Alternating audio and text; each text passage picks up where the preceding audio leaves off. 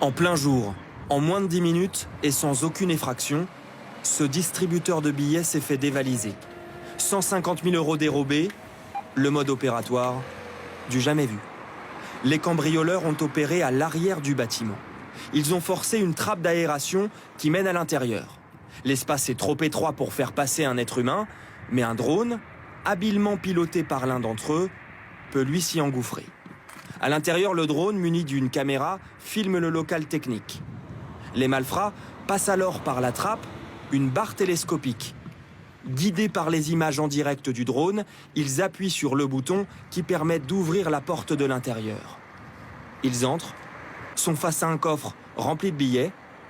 À l'aide d'un code secret qu'ils ont en leur possession, ils l'ouvrent et repartent avec leur butin sans que personne ne les ait inquiétés. Ça s'est passé dans l'après-midi sans que les personnes n'aient été masquées ou grimées d'une manière particulière.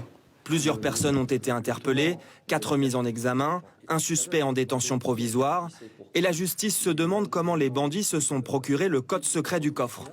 Difficile d'imaginer pour les enquêteurs qu'ils aient agi sans l'aide d'un complice très bien renseigné. Le drone, nouvelle arme du grand banditisme, certains sont déjà utilisés par les narcotrafiquants. On a l'habitude de l'utilisation de ce type de technologie, notamment des drones, pour des transports de faible quantité de stupéfiants ou parfois pour certains repérages, mais ça reste très exceptionnel. Un exemple en Espagne, ce drone de plus de 4 mètres d'envergure a été saisi, capable de transporter jusqu'à 30 kilos de drogue cachée dans ce compartiment.